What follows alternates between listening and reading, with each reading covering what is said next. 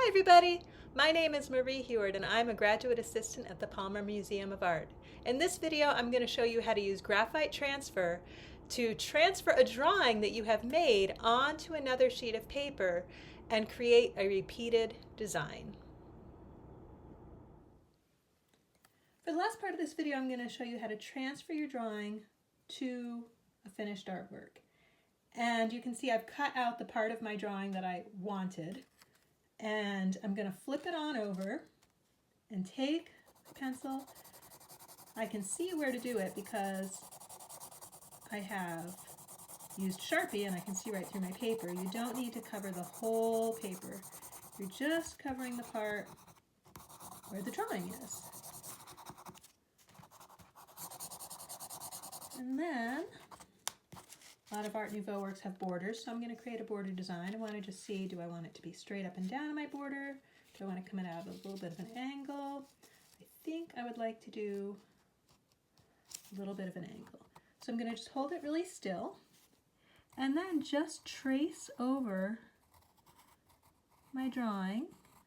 It's okay if I don't stay on the lines exactly. I don't want to get too finicky with it.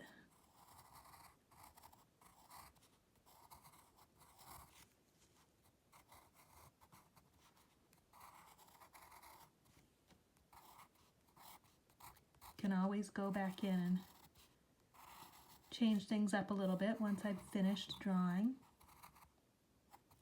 Okay, and you can check it.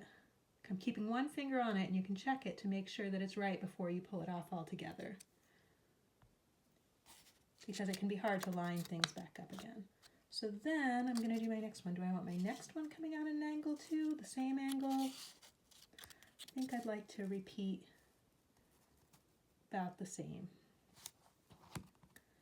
So again, I'm holding it down, tracing over each of my lines.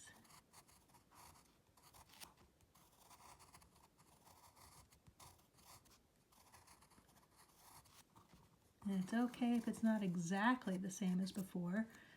There's enough repetition happening that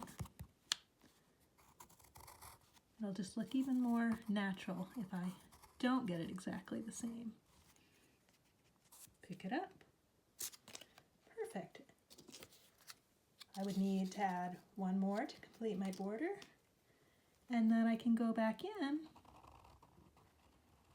and just crisp things up.